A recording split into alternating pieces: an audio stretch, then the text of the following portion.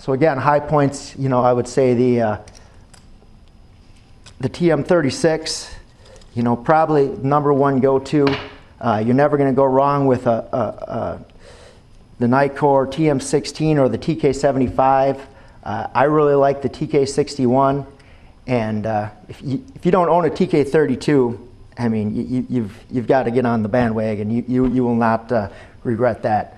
And so then we move into the rest of the mid-size here. A lot of these lights are fairly outdated. I'm not going to go through all of these. You know, we've got the TK22, the PD35, which is pretty powerful light for its size, and several others here. I'm really not going to go through all these.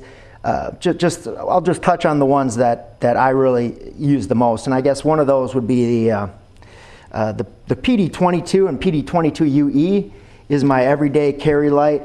A lot of uses you can actually see on my pants here. I carry one always with me. The only problem, I guess, with this light is the knurling on the end of the light does rip a hole in your shorts after a while, but it's a very bright light for its size. I carry it everywhere. This is with me 24/7. I'm always carrying one of these.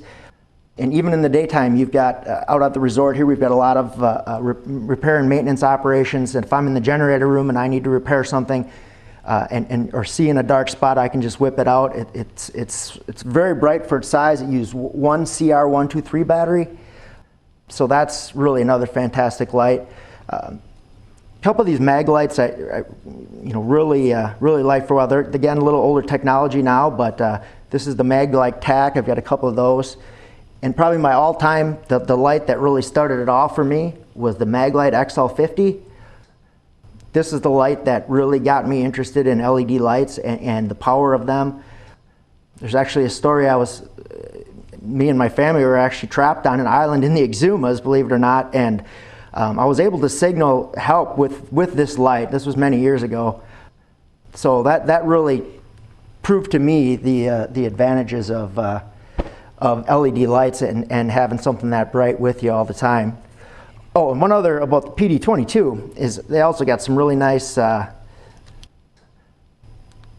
lantern caps on it. And this is a great little light. Out here again, it's a little different here. The power goes out quite frequently.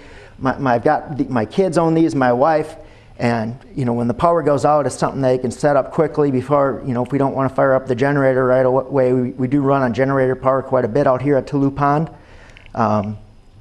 But it's just a fantastic little light, a lot of uses. I guess the only other one worthy of mentioning is the Phoenix E15. This is a bright little light, a single CR123. I've got a lot of them. This is just a small selection from my collection here, but I mean, I put these things everywhere. I'll put them on my keys. You know, here's a set of keys from the States, my car keys. Out here, we're on an island, so we don't really need cars, just all boats. But I've got them on my boat keys. Just got them everywhere. Just fantastic, bright little light. I also really like a lot of the small ones. There's a lot of different versions. There's the LD15, and these are your basic AA lights. And what these are good for is another one that I always carry on me 24/7 is in the Leatherman case. It fits nicely in there. Can easily be deployed. This is actually the Phoenix E12. If you notice, I've got one on me right now. Pretty much always have that little light on me. This one is actually a Phoenix as well. I can't remember the name on that one, but just a really convenient way to always have a little light on you. Inside a little kit there, so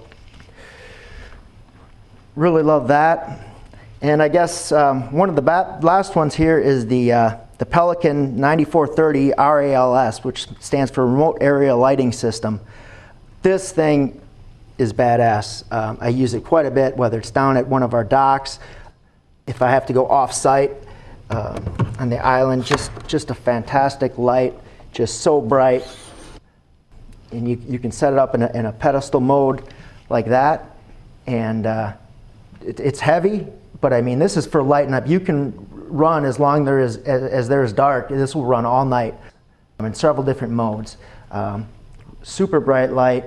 I don't remember the specifications on it off the top of my head, but It's something that I utilize quite frequently, whether I'm, for scene lighting. I'm sure a lot of fire departments and police departments and military utilize that light because it's just fantastic for you need to light up an area and get some work done at night, which I do quite frequently. That's really an excellent light. The Pelican RALS also fits really nice into a Pelican 1460 case, as you see that I've got here. It just cut out the foam to make it fit in there, and it gives, obviously like all Pelican cases, you have your rubber seal to protect your contents from the environment. It floats, can be taken underwater, so really nice way to store and transport your Pelican RALS. The other thing I had back here, a few different little scuba dive lights. We do a lot of diving out here. And honestly, most of the dive lights out there that I found are kind of junk. Magic Shine, got it off of Amazon. Don't waste your money. It burnt out on me after 2 or 3 uses. It was very bright when it was utilized. These are your standard LED dive lights, not very bright. I really don't care much for those. The only one I really like a lot is the Phoenix's dive light, which they came out with. Just a fantastic little light, rotate to operate. It's the SD10 dive light, really nice dive light. It's got some headlamps here that I use quite a bit. The Phoenix HP15 and HP11s have pretty much been my go-to lights. They're both pretty good throwers, and then they have a diffuser that you can drop down to give you more work area light. Really like both of them a lot. I've got one of the Nightcore HC90 here. Pretty good light. It's not my favorite, a little too heavy in the front with an 18650 off of the front, but it's a good light. I definitely like using it. Got another Phoenix here, one of their lower end, not really good. But my favorite light is actually the one I'm wearing here. And let me walk into the light and I'll show you this. And this is the HP30. Not the most powerful headlamp out there, but you've got one side that's got a nice thrower on it that gives you a nice solid beam for some distance, and one for a wide work area light. Runs off 4 AA's. This is by far my favorite headlamp, most used headlamp. I own many of them, multiple of them. It's just a really convenient light. You can run them both together if you need kind of a combination of both. Really runs a long time. Got some Eneloop rechargeable batteries that I utilize on it. Again, not the most powerful headlamp, but it's definitely the most versatile and useful headlamp that I own, and the one that I use the most. Another tool, now it's not a flashlight, but I think this is if you really your goal is to dominate the night, I really think this is a tool you should look at. This is the FLIR Mariner. It's forward-looking infrared. Thermal vision, excellent. This is something else as long as I've got deckhands with me on the boat, I'll have one person sitting up at the bow of the boat running this, and we're not looking for the shoreline or things like that. We do that with flashlights. What this is really doing is trying to spot other boats out in the water. Out here in the Bahamas, we have a lot of people that come and anchor out here, and they don't want to use the battery power, so they turn their lights off at night. Or you've got people running out there with their boats with no lights. That's just common out here. It's a little different. A lot of people just, they don't think they have to do those types of things. So we've had a few close calls. So once we started using the FLIR along with a flashlight the flashlight for use of navigation, or if she sees something with the FLIR, then I can hit it with the flashlight. So another fantastic tool. I like to keep my FLIR Mariner First Mate 2 in an 1170 Pelican case with some other equipment, and so I keep that in there. The FLIR along with a Garmin Rhino 655T, which is a GPS and radio combination, as well as another flashlight. And I can keep this kit, take this with me if I think we're going out and we don't think we'll be back before dark. Or I keep it for quick deployment, so if we got to use it in a hurry, I can just grab it and run out the door. So it fits really nice into this 1170 case. These are just my recommendations. There's a lot of great lights out there, a lot of other great manufacturers. But again, out here we really need throwers, and it's because whether you're going to be following the coast with your boat to try to get back to where you're running to, the salt spray in the air out here. The Atlantic crashes up on Toulouse. We don't have a barrier reef like Elbow Key, the island to our south. The seawater crashes right up on the coast, and the water flies up in the air, and the wind picks up that, and the water actually evaporates, and the salt just rains down everywhere. I'd actually like to do another video of some of these lights out in the marine environment, kind of comparing the lights a little bit, and showing you how some of these really perform in this environment, which again is different than an inland environment. You don't have to deal with the salt in the air and a lot of times the long distances that we really need when you're running a boat out here. So, I mean, I think that's about wraps it up.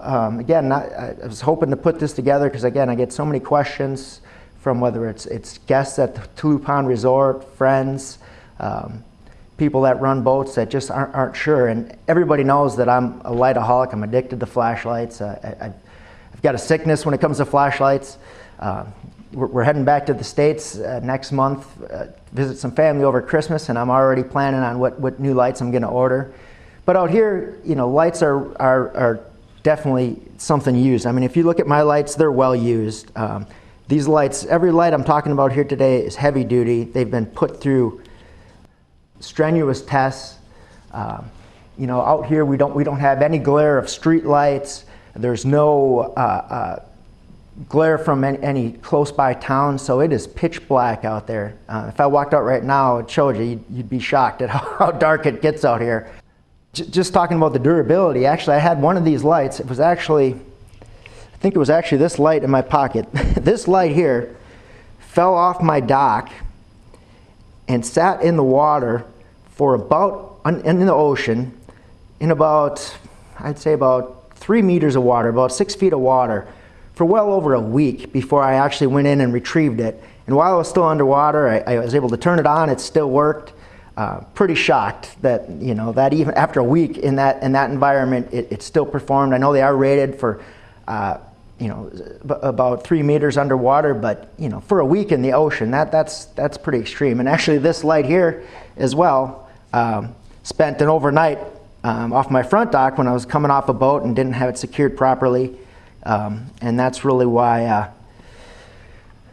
I know all these lights are good. These lights are tested. They've all been used extensively. So that's about it from here, from Toulouse Key and Toulouse Pond Resort, Abaco, Bahamas, sharing with you guys a little bit of the flashlights that we use to keep us safe out here.